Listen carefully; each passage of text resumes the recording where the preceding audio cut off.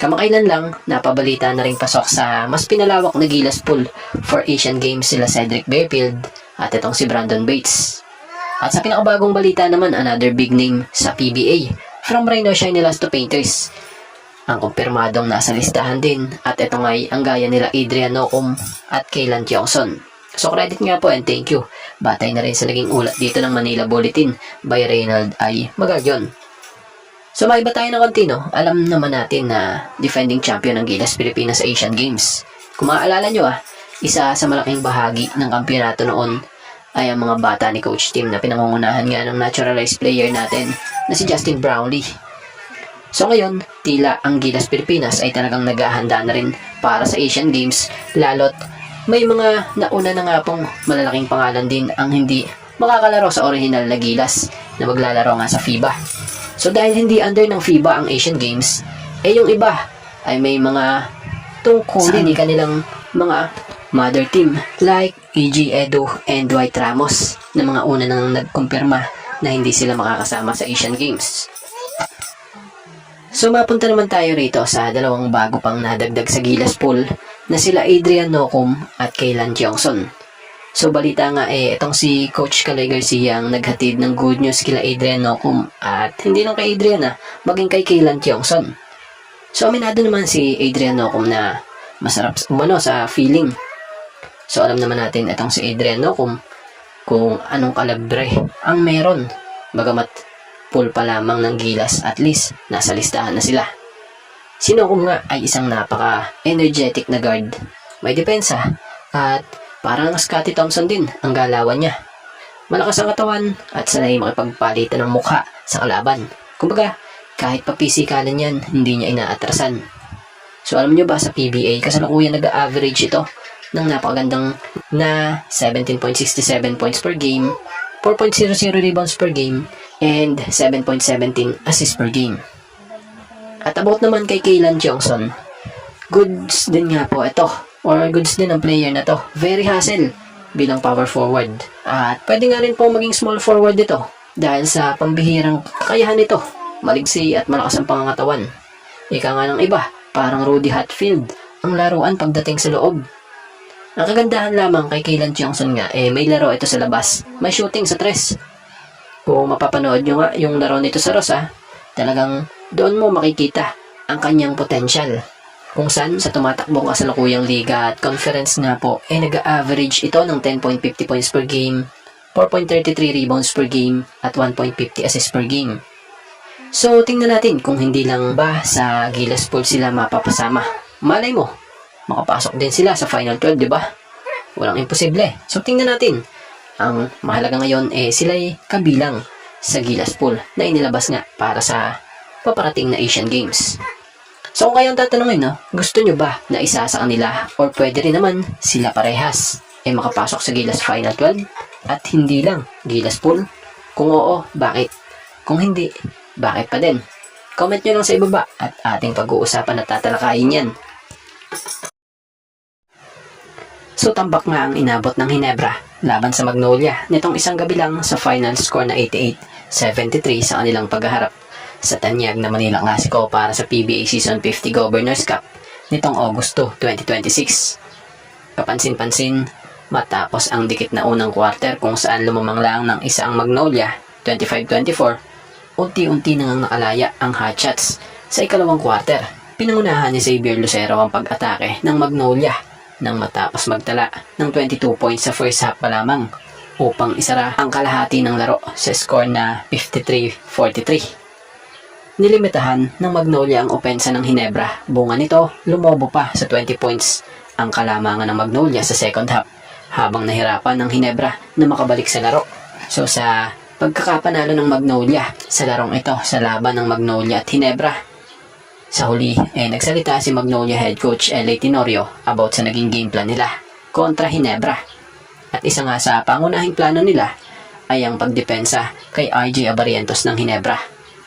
Ayon kay Coach LA, naghanda talaga sila ng defensive game plan para kay RJ Abarientos kung saan binigyan umano raw nila ng import treatment si Abarientos pagdating sa depensa. So inamin din naman ni RJ sa isang interview na malaking factor daw talaga sa kanya ang mahigpit na depensang binigay sa kanya. So di na rin naman tayo magtataka kung bakit si RJ ang pinabantayang maigi nitong si Coach LA base sa game plan nila. Dahil alam naman natin, minsan na rin silang nagkasama at naging magkakampi sa isang team sa Hinebra noon. So alam ni Coach LA ang karakas ng laro ni RJ. Alam din ni Coach LA kung paano niya mai-stop itong si RJ. So eto pa nga ang patunay sa isang pahayag ni Coach LA. Credit and thank you. Kung meron man nakakakilala kay RJ kanina sa court, I think ako siguro yon. RJ is a superstar. Kailangan ituring namin siyang import. Ayun nga ang naging plano namin. So ayun nga raw talaga yung naging plano nila. Dahil mahirap daw talaga mapigilan itong si RJ pag nakakuha na ng buwelo. Dagdag pa niya, malaki ang respeto niya rito. So base sa naging pagsusuri natin, ito lang naman para sa opinion natin, batay na rin sa ilang naging pahayag sa kanya ni Coach LA. Siguro need din ni RJ talaga na i-improve pa ang ball handling. Kapansin-pansin din naman talaga sa kanya na hirap siyang magbaba ng bola kung minsan. Kahit last conference pa at gilas stint niya, marami din nakapansin nun. Bukod pa doon, pag nadepensahan na siya, talagang hirap na siya pumasa.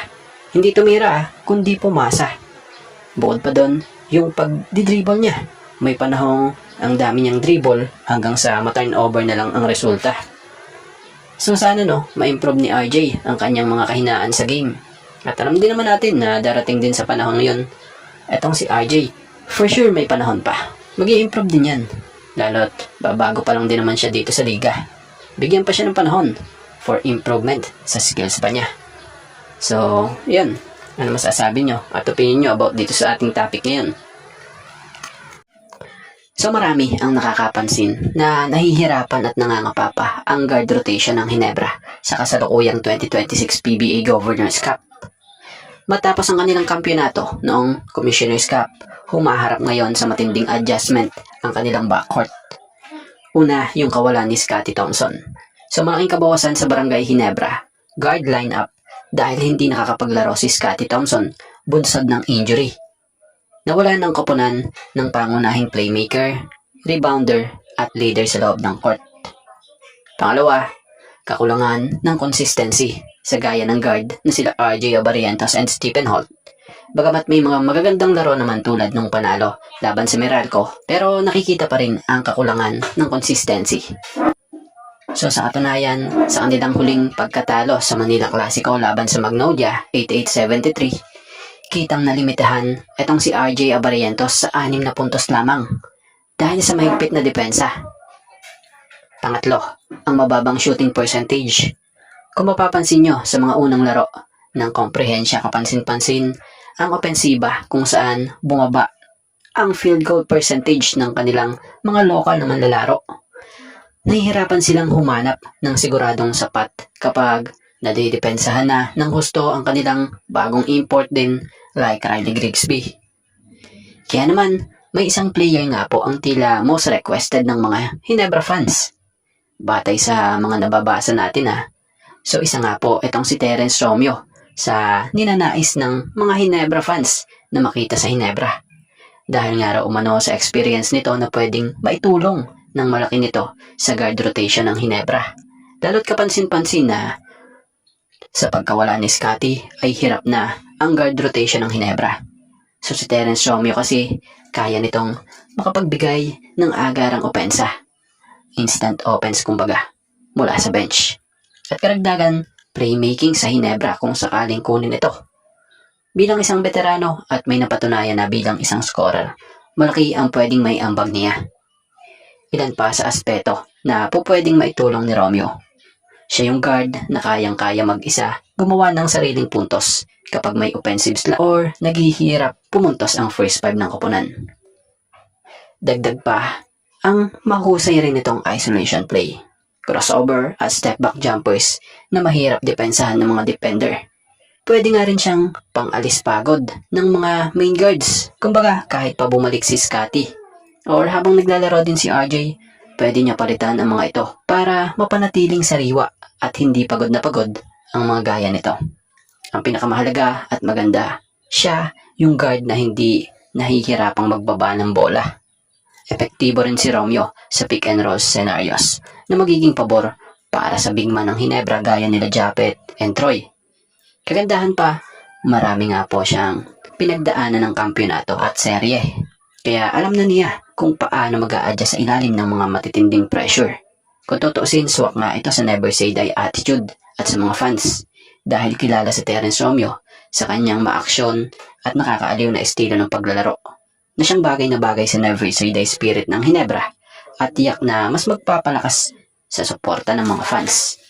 So pansin-pansin din na di naman ito nagpapabaya sa kanyang kondisyon dahil may mga nakapansin nga sa kanyang paglalaro bilang import nga sa Bakakay sa nagpapatuloy na Albay Intertown Governors Cup ngayong Agosto ay sa unang laro bagamat natalo ang kanyang team sa kanyang debut at nahirapan nga po siya sa kanyang debut, bumawi naman ito sa ikalawa niyang laro kalaban ng Juan Kamalig kung saan nagpasiklab nga ito at umiscore ng 40 big points kasama ang 9 assists at 7 rebounds para itulak ang Bakakay sa kanilang unang panalo 122-96. So dito makikita na pwede pa talaga itong si Terence Romeo sa PBA. Kung mapapansin nyo, talagang nasasapik pa siya kung tutuusin o nasasapik na siya kung tutuusin ng kanyang karir. So sana mapansin ito ng Hinebra. Etong nire-request ng mga fans na makita sana si Romeo na maglaro sa Hinebra. Lalo't kapansin-pansin nga, nahirap talaga ang Hinebra pagdating sa guard. Lalo't wala yung gaya ni Scotty. At bago nga ang lahat, baka naman po pwedeng makahingi ng isang subscription para sa ating channel or pakifollow na rin po kung nagustuhan nyo ang ating mga basketball update. At kung ito na may makakabigat para sa inyo, kahit isang like and share na lamang po. Maraming salamat po.